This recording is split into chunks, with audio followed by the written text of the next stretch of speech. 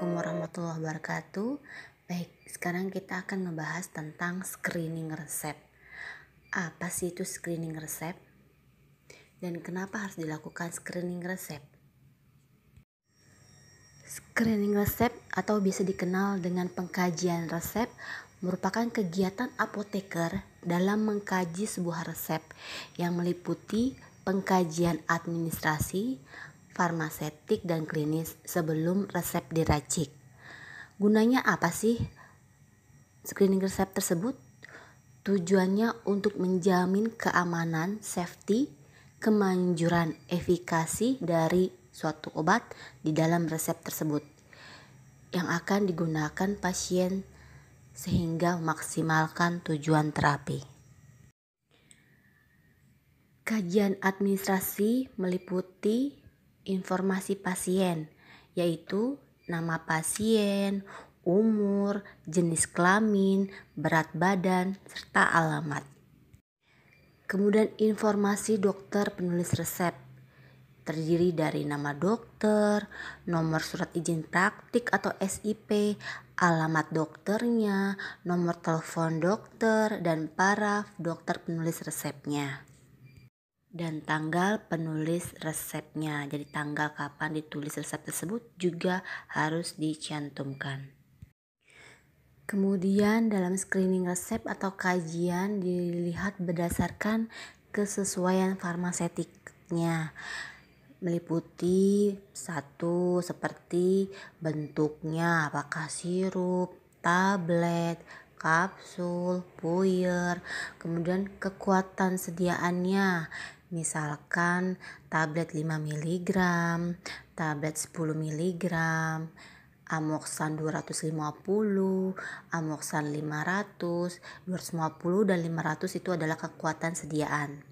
Stabilitas dilihat bisa dari penyimpanannya, suhunya, lalu juga wadahnya, itu untuk menjaga stabilitas. Kemudian dilihat juga dari kompatibilitasnya, obatnya tercampur atau tidak, sediaannya, misalkan membuat sediaan racikan sirup, apakah obat yang dicampurkan itu bisa tercampur atau tidak. Jika tidak tercampur harus bagaimana? Nah, itu berdasarkan kajian kesesuaian farmasetik. Kemudian pengkajian berdasarkan klinisnya, dilihat tepatkah indikasinya dan dosis obatnya, kemudian aturannya, aturan minum obatnya, caranya, lama penggunaan obatnya, kemudian ada gak duplikasi atau polifarmasi. Kalau duplikasi obat itu di mana pasien menerima beberapa jenis obat yang sama atau efek yang sama, sehingga dikhawatirkan bukannya membaik tetapi dapat membahayakan jiwa pasien. Sedangkan polifarmasi itu penggunaan obat lebih dari 5 jenis obat. Biasanya obat-obat lansia, ada obat diabetes, hipertensi, jantung, kolesterol. Nah, itu dilihat juga.